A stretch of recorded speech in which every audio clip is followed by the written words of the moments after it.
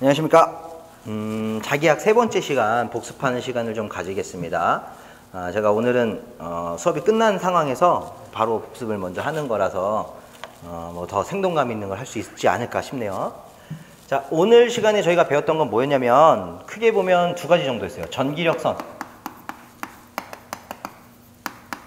그래서 전기력선의 성질이라고 하는 녀석을 배우셨는데, 이 전기력선에서는 기운기자 생략 가능해서 전력선의 성질이라고 얘기해도 되고요. 쉽게 보면 전하의 이동을 그림으로 도시화한 선이에요. 그래서 플러스 전하에서 나와서 마이너스 전하로 들어간다.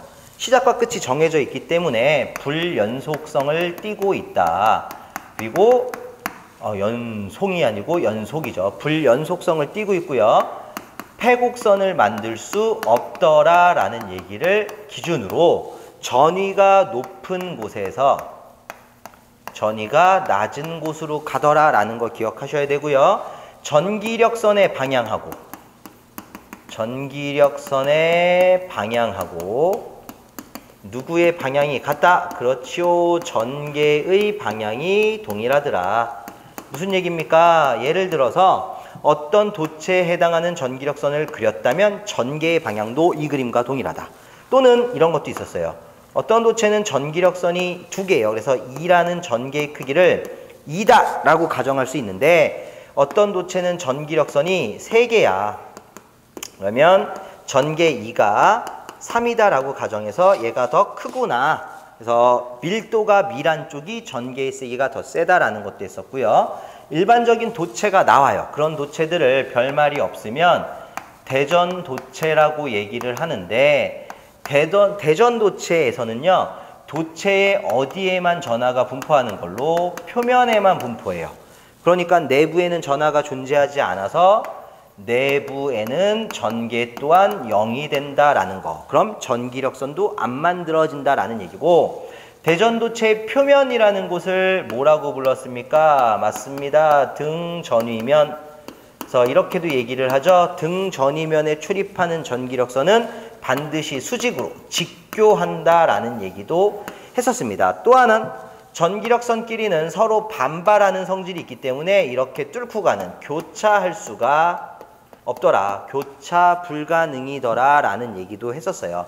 뭐 등등등 여러 가지가 더 있었지만 이 정도만 기억하셔도 문제를 푸는데 크게 지장은 없고요. 전기력선이라는 녀석을 찾았죠. N이라는 전기력선의 수는 전하 Q를 기준으로 진공 상태면 입실론 제로분의 1을 곱하는 거야. 그래서 보통 제로를 써주면 진공 상태를 뜻하는 거고, 그냥 N이라고 해서 Q를 기준으로 입실론 분의 1을 곱할 때도 있어요. 얘는 입실론 제로 곱하기 입실론 S, 즉 제로에다가 S, 비유전율이 추가가 되는. 그래서 전기력선의 수는 매질의 영향을 받는다라는 거 기억하셔야 되고요. 대신 전속이라고 불렀던 푸사이 있습니다. 이거 전속, 푸사이인데, 푸사이는 진공 상태일 때나 진공이 아닐 때나 Q쿨롱이라는 전하의 크기와 어떻다? 같다. 그러다 보니까 엄청나게 중요한 걸 했었죠. 전속 밀도. 그럼 이 전속 밀도라고 하는 D는 면적분의 푸사이다. 결국 면적분의 전하가 되더라. 근데 이때 말하는 면적은 구도체를 기준으로 하니까 4파이R 자승분의 Q라고 하더라. 그래서 구도체 전개에다가 입실론 제로를 곱한 거랑 동일했다. 그러면서 우리가 하나 더 쓴 건 로우 S라고 하는 면전하 밀도라는 모양으로도 표현이 가능하더라. 왜? 면전하 밀도라고 하는 로우 S라는 건 사실 선전하 밀도, 면전하 밀도, 최적전하 밀도에서 찾을 수가 있었는데요. 선전하 밀도 로우 L이 L분의 Q. 그죠? 그래서 단위부터 써드릴까? 쿨롱 퍼 미터라는 단위를 쓰고, 얘는 람다라는 기호를 쓰는 게 선전하 밀도. 면전하 밀도 로우 S는 면적 S분의 전하 Q 해서 단위가 쿨롱 퍼 제곱미터, 기호는 시그마. 최적 전하 밀도 로우 V는 최적 V분의 전하 Q, 단위는 쿨롱 퍼 세제곱미터. 그래서 얘를 로우라는 기호로 쓰자. 선전하 밀도, 면전하 밀도, 최적 전하 밀도. 그 중에 면전하 밀도를 전속 밀도로 표현이 가능하다. 그래서 시그마라고 쓰셔도 된다는 거예요. 다만 주의하실 건 뭐냐면 기준이 되는 도체는 9기 때문에 기본적인 S는 4파이 R제곱이지만 만약 1이다 라고 나오면 그렇죠. 파이 R제곱으로 S가 바뀔 수 있다는 걸 명심해 주셔야 된다. 요런 걸 좀 배웠죠. 그래서 우리가 이걸 토대로 도체별 전개의 공식들까지 저는 다 유도를 해드렸어요. 근데 아까 뭐 샌들 하시는 거 보니까 되게 힘들어하셨고 어려워하셨는데 실제로는 아까도 말씀드렸지만 이 공식들을 반드시 주말을 이용해서 한 번씩, 두 번씩, 세 번씩 정리를 해서 외워두시는 거야. 언제 시험장 가서 똑같은 얘기하지만 유도하시겠냐고. 저 계속 유도해 드렸었지만 유도하는 거는 그냥 마지막 방법이구나 라고 생각을 하시고 차라리 외워주시는 게 좋아요. 다시 한번 정리를 해드리면 첫 번째는요, 구도체라는 녀석이 존재할 때 전개 2의 모양이에요. 이거는 우리가 늘 해왔던 거죠.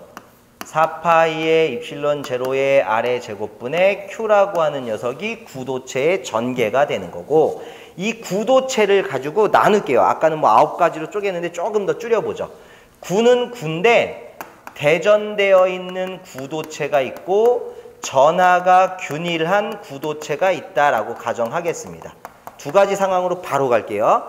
그래서 대전이 되어 있는 구도체일 때 떨어진 거리 R이 A보다 큰 외부와 떨어진 거리 R이 A보다 작은 내부가 있다면 내부는 당연히 얼마? 0. 외부는 전개의 모양이 바뀐다 안 바뀐다? 안 바뀐다. 똑같다. 그런데 전하가 균일할 때는 R이 A보다 큰 외부는 똑같아요. 바뀌면 안 돼. 다 이거야. 다 얘고 얘가 되는 거야. 쓰기 싫어서 안 썼어요. 똑같아. 하지만 R이 A보다 작아지는 내부는 달라요. 똑같은 게 아니라 아까 뭐 최적 갖고 유도했었잖아. 비례식 써서. 결과가 4파 입실론 제로 R의 제곱이 아니라 A의 3승분의 RQ가 되더라. 이렇게 구도체지만 상황에 따라서 식이 바뀔 수 있다는 걸 아셔야 되고요. 두 번째, 무한장 직선도체, 이걸 다른 말로는 원통도체, 원주도체라고 했어요. 원주라고 쓸까요? 그럼 얘도 대전되어 있는 원주도체가 있을 것이며 전하가 균일한 원주도체가 있을 건데 떨어진 거리 R이 A보다 클 때 떨어진 거리 R이 A보다 작을 때 항상 기준은요. 기준을 잡아야 돼. 원주면 얼마야? 그렇죠. 2파이의 입실론 제로의 R분의 로우의 람다라는 걸 쓸 수 있는 건데요. 똑같죠. 외부는 똑같다. 전개가. 헌데 내부는 대전된 내부는 제로다. 왜? 내부에 전하가 없으니까. 그럼 여기서도 떨어진 거리 R이 A보다 큰 외부면 얘랑 어떻다? 똑같다. 헌데 R이 A보다 작아지는 내부의 0이 아니라 전개의 모양이 얼마가 됩니까? 그렇지. 2 파이 입실론 제로 R이 아니고 A의 제곱분의 R의 로우 L이다. 물론 로우 L은 람다로 써도 된다. 이런 식으로 구하고 무한장 직선, 즉 원주라고 하는 녀석의 기준을 먼저 잡아주시는 거야.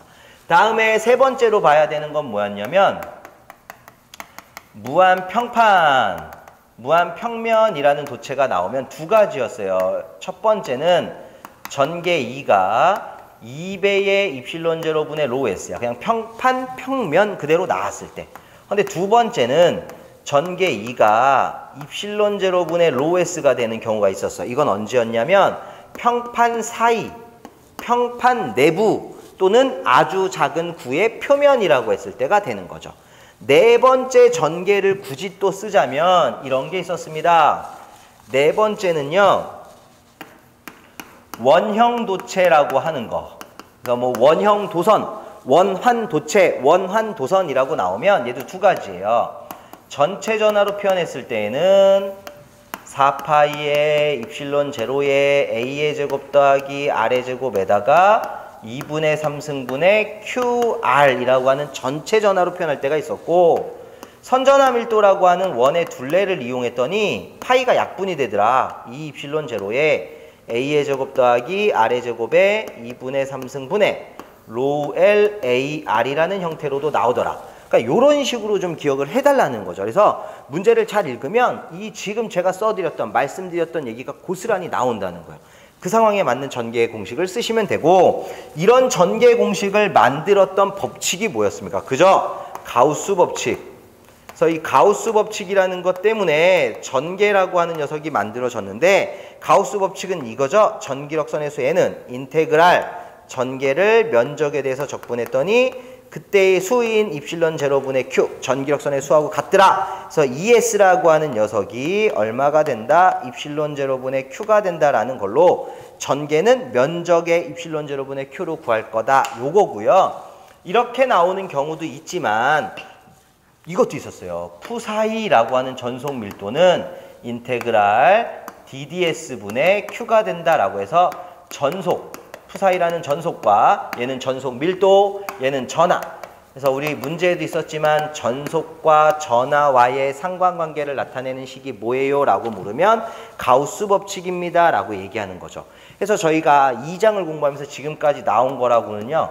쿨롱의 법칙이라고 하는 거, 그리고 가우스라고 하는 거. 일단 사람 2명 나온 거예요.